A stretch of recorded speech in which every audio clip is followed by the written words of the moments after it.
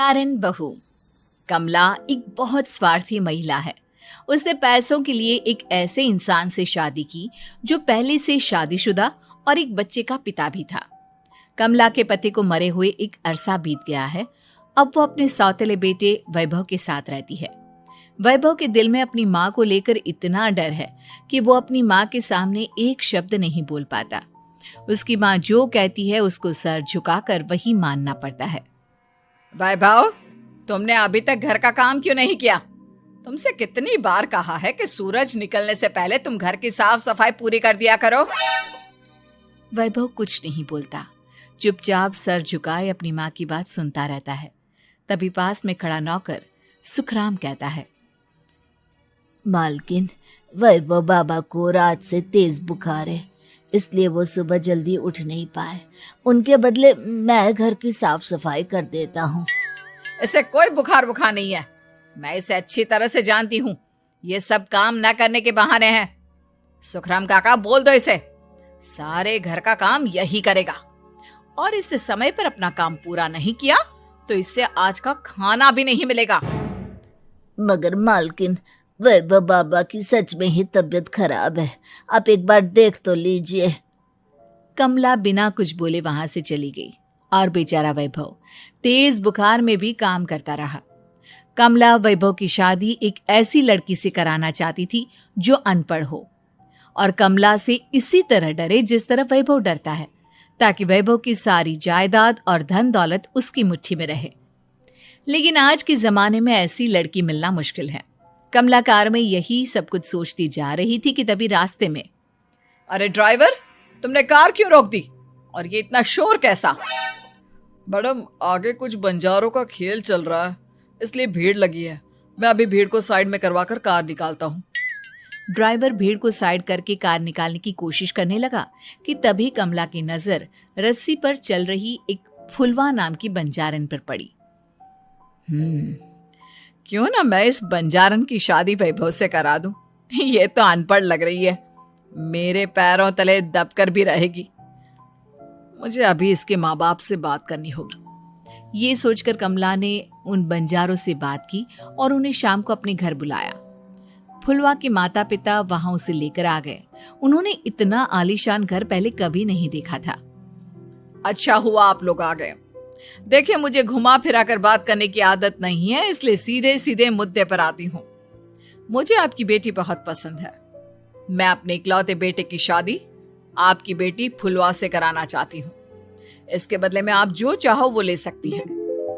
तभी फुलवा की माँ कहती है, ये क्या कह रही है मैम साहब? कहीं आप हमारी गरीबी का मजाक तो नहीं उड़ा रही ना? आप मेरे बेटे से मिल लो। अगर आपको मेरा बेटा पसंद आता है तो मैं कल से ही शादी की तैयारी शुरू कर दूंगी। सुखराम, वैभव को लेकर आओ।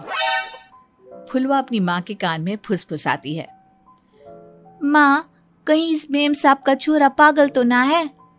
फुलवा अपनी माँ से बात कर रही होती है कि वैभव वहां आता है। फुलवा उसे देखती ही रह जाती है और उसके माता पिता उसकी शादी तय कर देते हैं।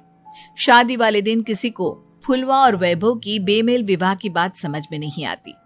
फिर भी एक औरत कमला से पूछ ही लेती है, कमला जी, आपने अपने इकलौते बेटे की शादी देहाती गवार से क्यों करा दी?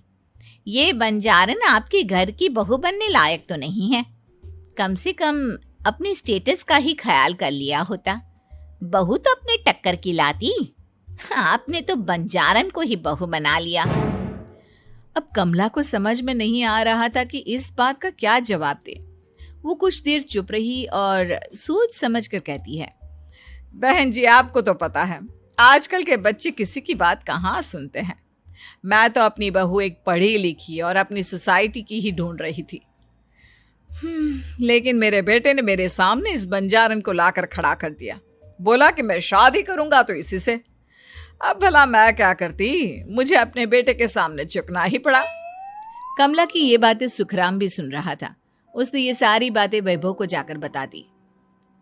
काका, मैं तो फुलवा को जानता भी नहीं, फिर माँ मेरे बारे में झूठ क्यों कह रही है? अरे बेटा, तुम कितने भोले हो, तुम्हें कुछ भी नहीं पता। तुम्हारे पिता अपनी सारी संपत्ति तुम्हारे नाम करके गए हैं। तुम्हारी माँ नहीं चाहती कि यह संपत्ति तुम्हें मिले, इसलिए उन्होंने तुम्हारी अनपढ़ लड़की से शादी करवाई ताकि तुम्हारी तरह वो भी अपने हक के लिए आवाज ना उठा सके।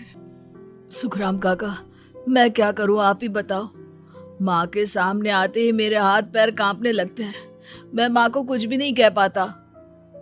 वे दोनों बात कर ही रहे थे कि अचानक कमला वहां आ गई।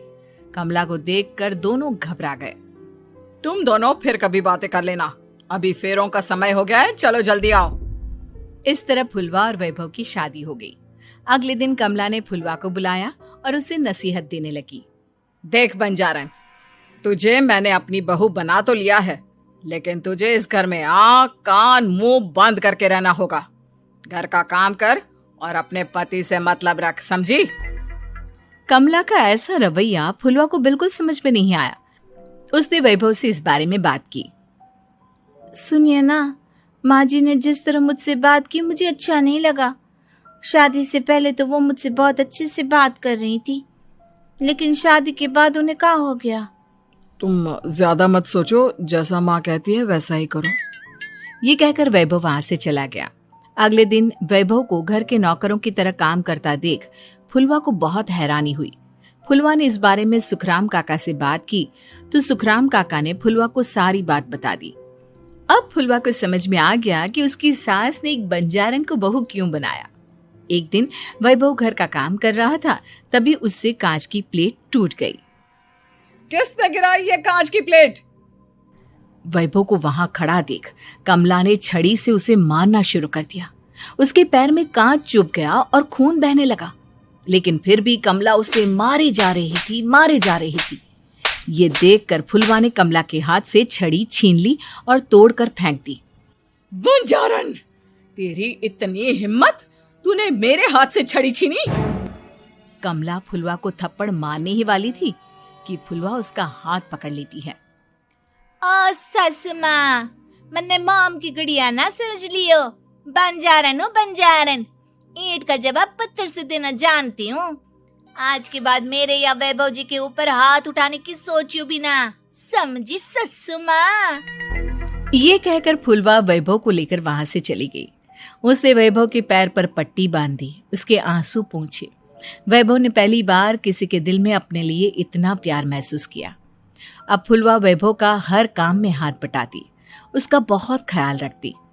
इस तरह दोनों बहुत ज्यादा नजदीक आ गए। वहीं दूसरी ओर कमला सारी जायदाद अपने नाम करने की साजिश करने लगी। और एक दिन, वैभव, जल्दी बाहर आओ।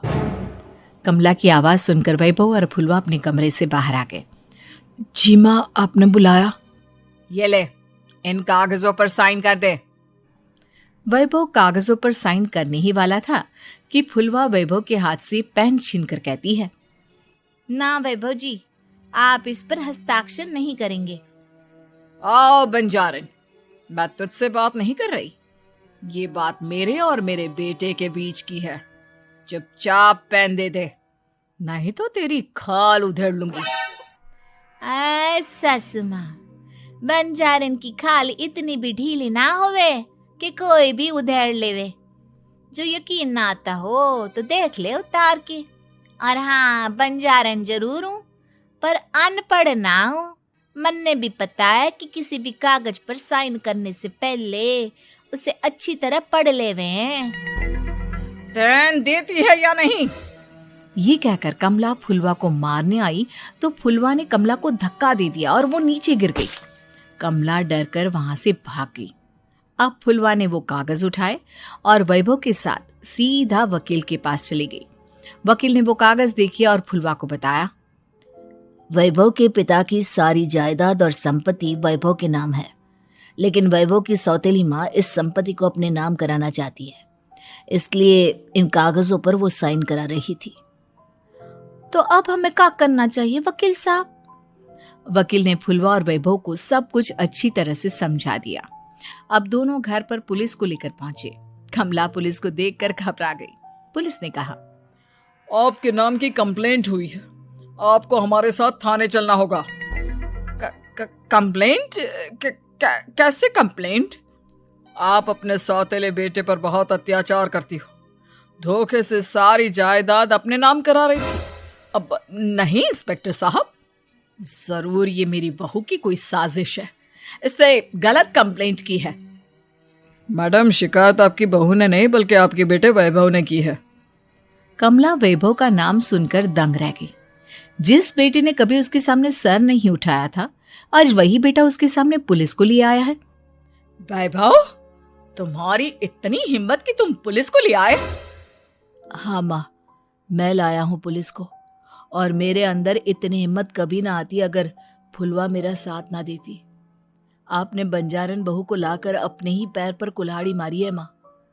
मैडम, अब की बात खत्म हो गई हो तो चलो हमारे साथ। वैभव, मुझे माफ कर दो, मुझे थाने मत भेजो। आज के बाद मैं तुम्हें कभी नहीं मारूंगी, तुम्हें कभी परेशान नहीं करूंगी, मुझे माफ कर दो। वैभव अपनी कंप्लेंट वापस ले लेता है और पुलिस वहां से चली जाती है। वैभव अपनी सौतेली माँ से कहता है, मैंने पुलिस को वापस तो भेज दिया है, लेकिन मैं आपको माफ नहीं कर सकता। आपने बचपन से आज तक कभी मेरे सर पर हाथ नहीं रखा, हमेशा मुझे मारती रही, नौकरों की तरह बर्ताव करती रही। आप इस घर में नहीं रह सकती, चली जाइए यहां से।